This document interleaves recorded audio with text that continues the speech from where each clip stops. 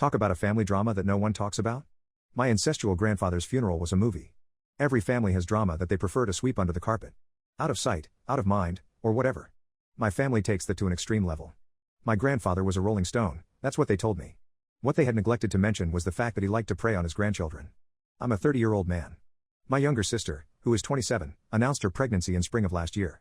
We didn't know who the father was at the time, but, still, we were happy to have another baby in the family.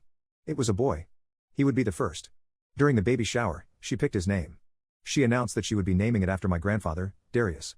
We thought nothing of it at the time. 8 months pass and she delivers the baby prematurely, but he's still healthy. Darius Jr. was the cutest little angle I'd ever laid my eyes upon. I was happy to be his uncle. The joy was short-lived. My grandfather passed away in his sleep 2 months after Junior's birth. We were devastated. Still, we managed to throw together a funeral procession. It was so surreal, seeing him up there so still. A man who had once been full of many colorful words was now peacefully posed in his permanent resting place. It was weird, to say the least.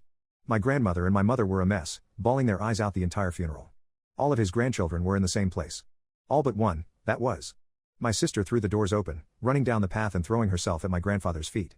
She and him had always been close, so again, I thought nothing of it. She was a hot mess, tears streaking through her makeup while sobs wrenched her small body. You would have thought he was her husband. It takes her a while to calm down, but when she does, she stands on her 2 feet. She takes a moment to wipe her tears away, breathing in deeply. Then, she says, now that he's dead he would have wanted you all to know. Grandpa was the father of my child. We were in love. Cue the record scratch. All hell broke loose, my family shouted at one another, my grandmother stood from her chair and shoved my sister to the floor. I was too confused to even move. They wound up hashing it out until security got there.